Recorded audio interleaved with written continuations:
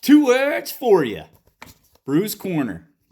First off, I have to give a couple thanks before we get into our second leadership video. Thanks to my buddy Sean for the idea of naming this segment Bruise Corner. Also, I always want to thank the coaches that I've worked with in the past, Jen, Ron, Greg. You guys are awesome. Steve. Learned a lot from them. And so I wanted to give a thanks to those special coaches in my life that I've worked with. So today's topic is accountability versus blame. And we have to have people starting to take accountability, and we need to have people stop passing blame. It gets us nowhere.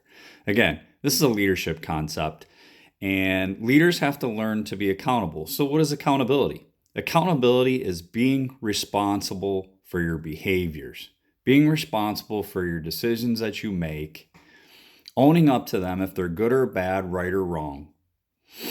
Blame is being irresponsible. Blame is not something we should be doing as leaders.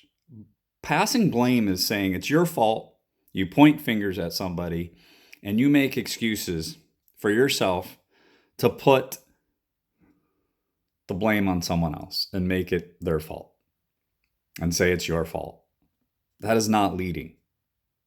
And we have to stop doing that. But we're seeing that all over the place with regards to people passing blame, the media passing blame, pitting us up against each other, politicians passing blame. Let's talk about accountability. Let's talk about everybody collaborating and being accountable and responsible for what they're doing. So I have an additional segment at the second half of this video called Bruise on Fire. And I'm going to talk to you about what I'm on fire about. I'm fired up. I'm ticked off about a couple things, and I'm going to share them towards the end of this video. But now we know the differences between accountability and blame. So let's talk about this, reopening the country. So 17 states that reopened early have spikes in cases with hospitalizations with this COVID virus. So CDC gave guidelines to follow. You had to show a 2-week trend that your hospitalizations were going down. Many states ignored this. When you tell a student you have expectations or you have rules or guidelines to follow, you're a teacher and your student does not follow them, we should hold them responsible and accountable. What are we teaching our students in this world when we take shortcuts, when we don't follow guidelines, rules, or expectations? Our children, our students are watching this. So reopening too soon. And I go to this whole thing of Maslow. And Maslow has this theory that you reach your peak performance. You're very productive when you achieve 5 things on his pyramid. I'm going to talk about his first one, the most fundamental one, safety. People will be more productive if they feel safe in the environment they're working in. We have people afraid to leave their houses. 1, we haven't followed guidelines, and now it's being plastered all over the news and the media that, the state's opening too soon. We have all these spikes going on, and now people are more fearful, and they don't feel safe. We, as a collaborative effort, should be trying to help people feel safe. And so, I move on to this quote about collaboration. And I think this is a great quote, and it should be lived by. And we should all follow it, as leaders especially. Okay, this is by Garan. Open collaboration encourages greater accountability, which in turn fosters trust.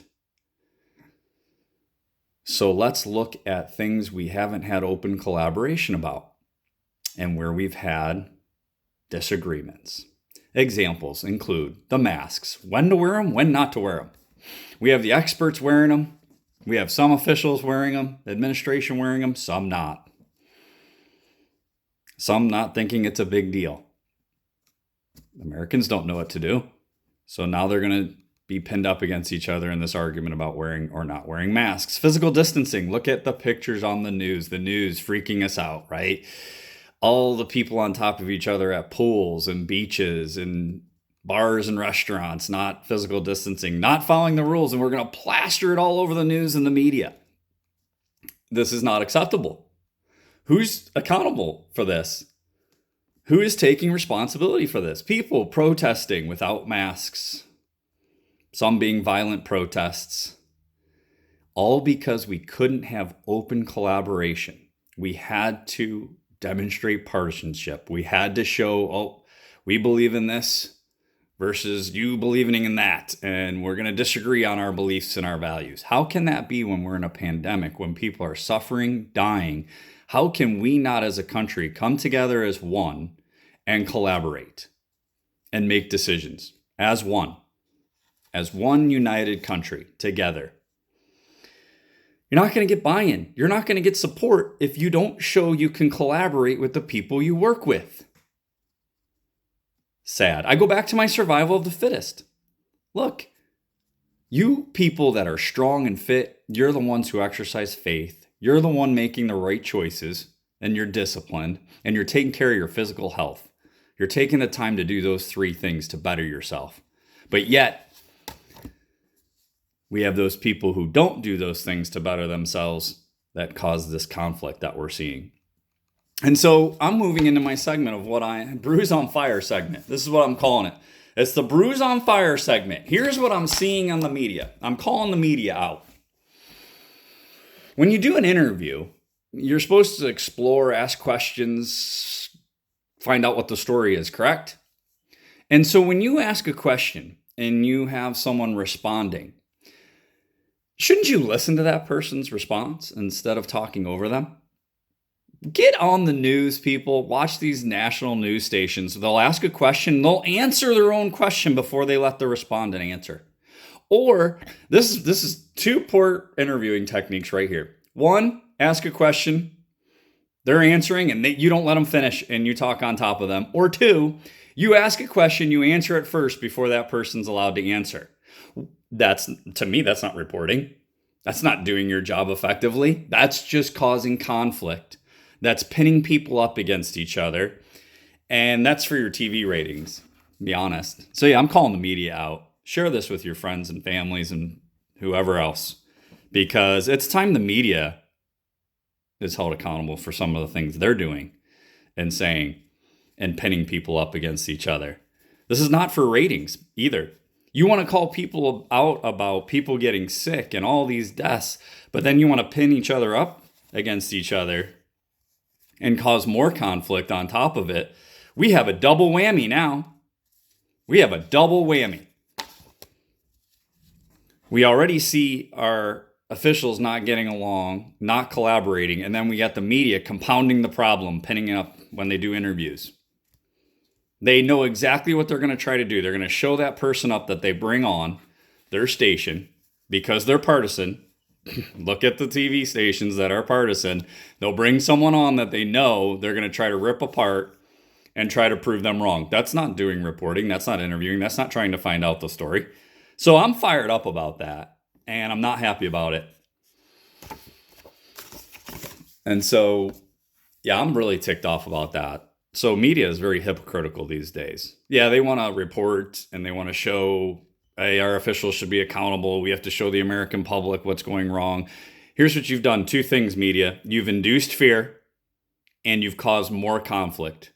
You've compounded the problem, in my opinion. And that's what I'm fired up about today.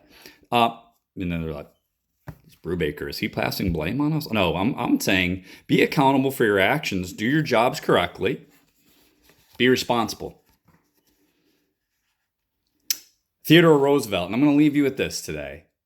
Theodore Roosevelt says it perfectly in this quote. It is hard to fail, but it is worse never to have tried to succeed. Doesn't it feel like that's what we're going through right now? I'm just going to leave you at that. This has been Bruise Corner. Tout it.